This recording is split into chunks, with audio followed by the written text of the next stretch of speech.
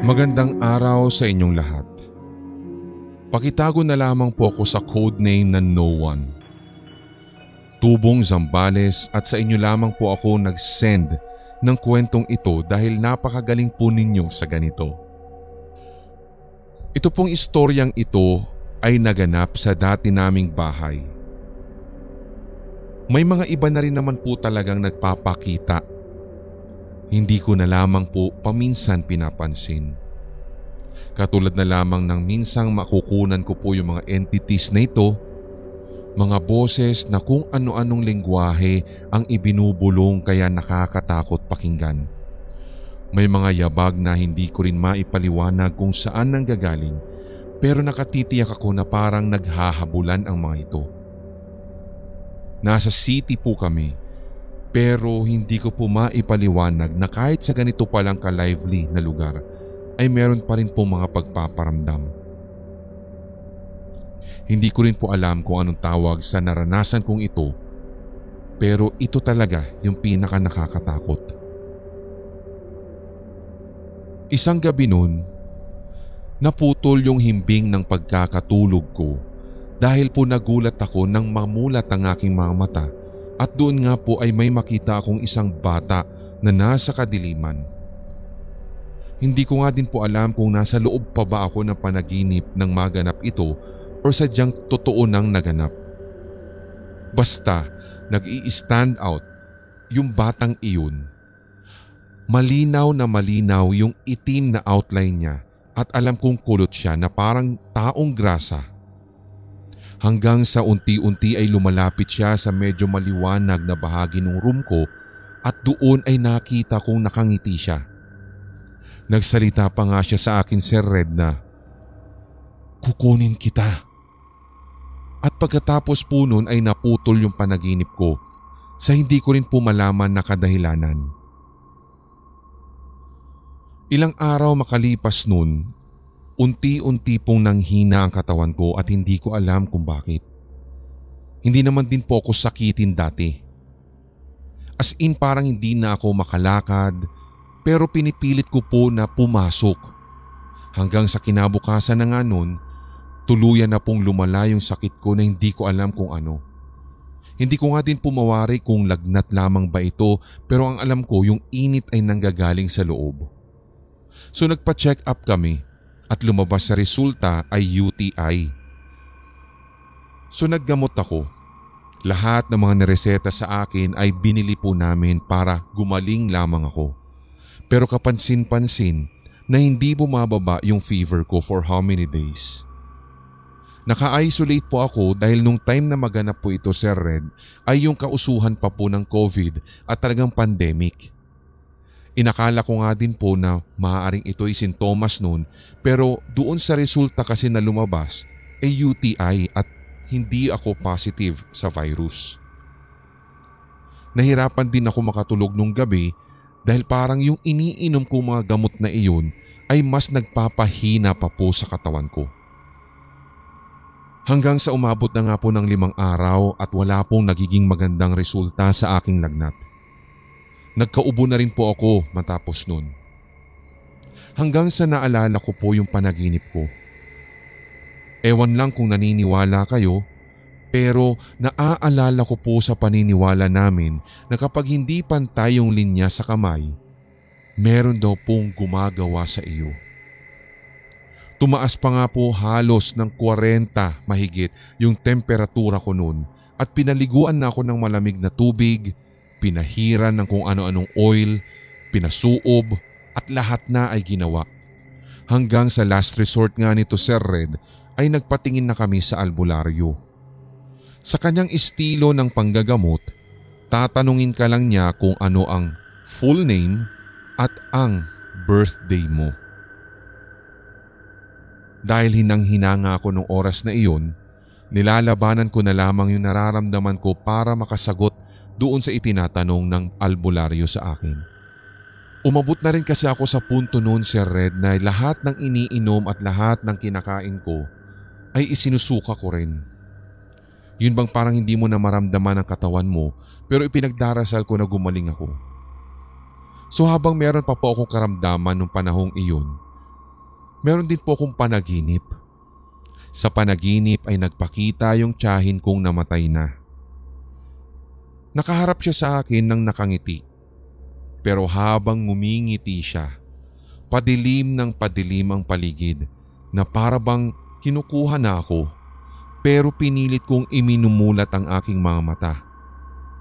Hindi pa ako magaling nito talaga noon, Sir Red, at hinang-hina pa ako hanggang sa umiiyak na lamang ako sa panaginip at maging sa totoo palang buhay talagang umiiyak ako.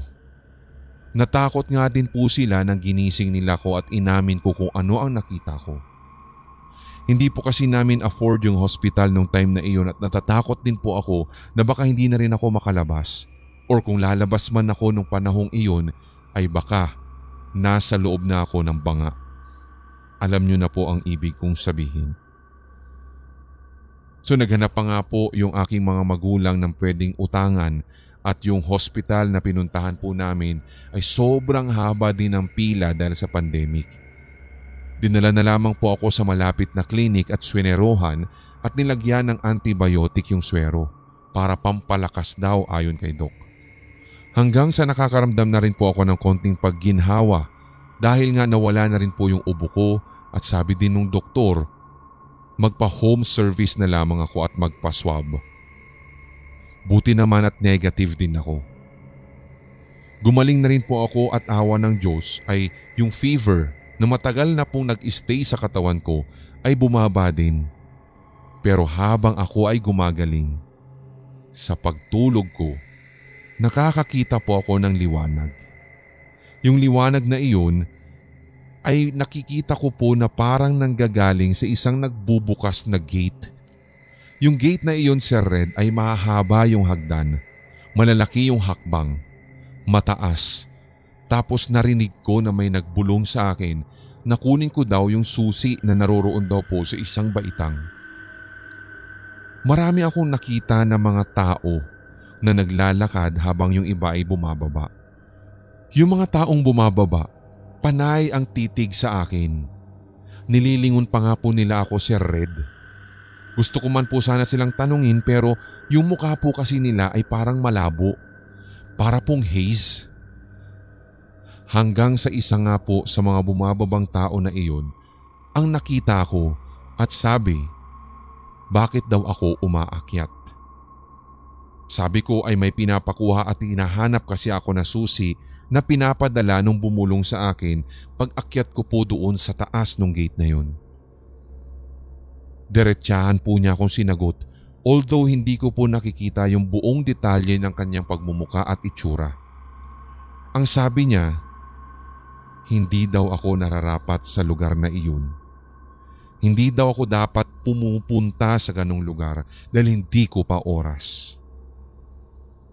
Hanggang bigla na lamang, nagising po ako na parang pagod na pagod kung kaya't nakaramdam ako ng labis na pagkauhaw, dahilan para humingi ako ng isang pitsyel ng tubig sa aking nanay. Habol na habol ko pa nga po yung hininga ko na para akong nag-jogging ng ilang kilometro o yung para bang may naghahabol sa akin. Hindi ko rin po alam kung ano ang ibig sabihin nito, kaya just in case meron pong nakikinig sa inyo dito, sana'y matulungan po ninyo ako na i-interpret ang naganap na iyon sa aking panaginip.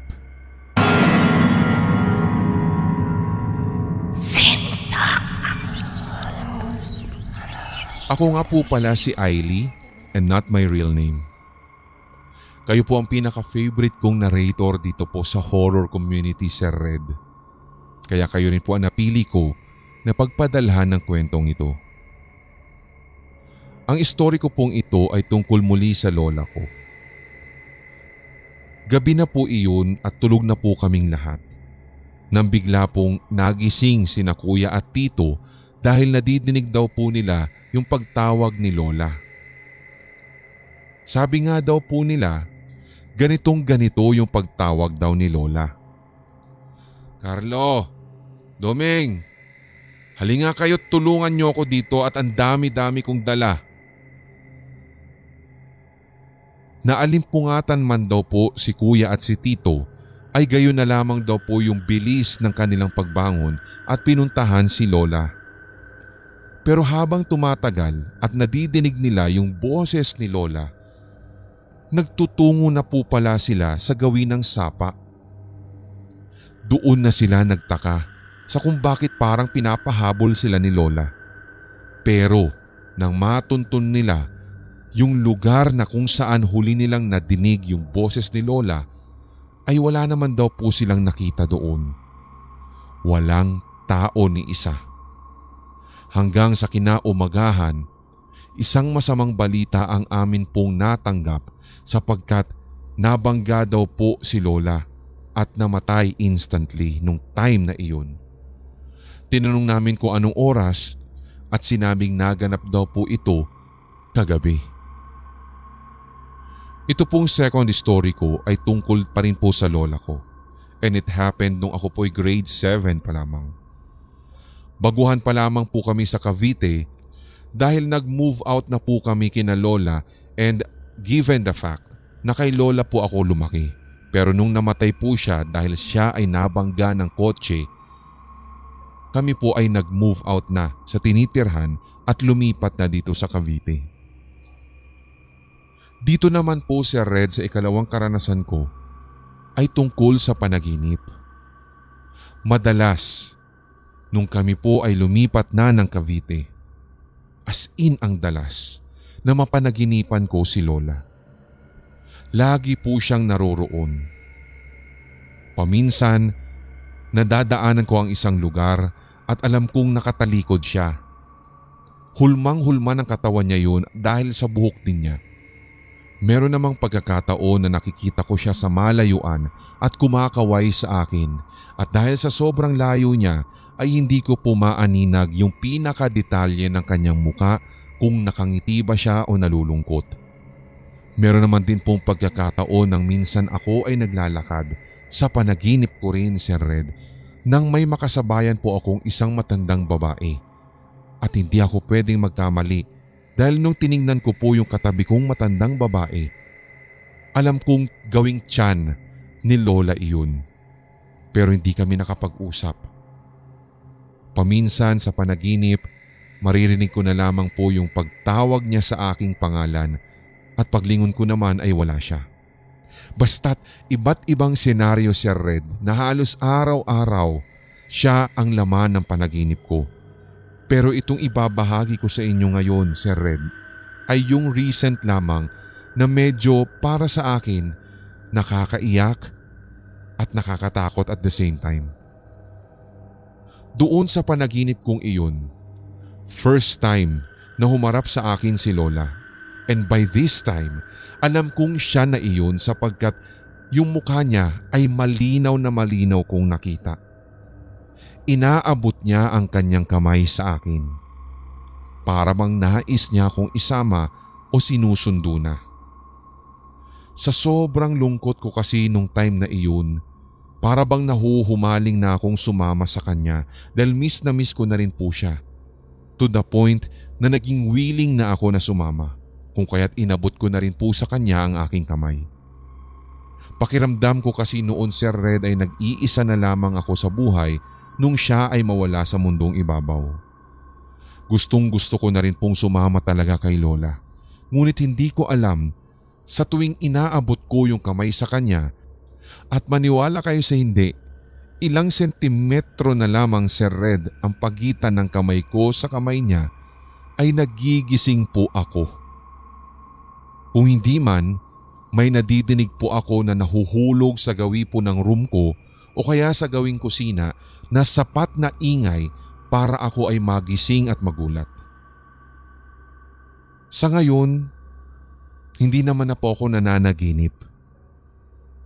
Hindi naman na din po nagpakita pa si lola sa isa pang panaginip ko kamakailan lang din. Pero ang sabi ng ilang mga pinsan ko na nakakasama kong matulog paminsan sa aming bahay o kapag dumadalaw ako sa kanila, lagi ko nga daw pong tinatawag ang ngalan ng aming lola.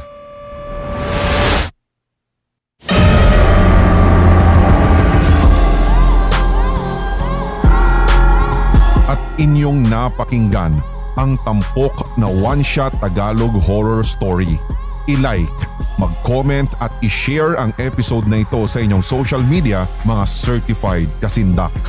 Huwag pahuhuli sa mga bagong kwentong katatakutan dito sa ating channel, kaya pindutin na ang subscribe button at ang notification bell. Hanggang sa susunod na kwentuhan dito sa Sindak Short Stories.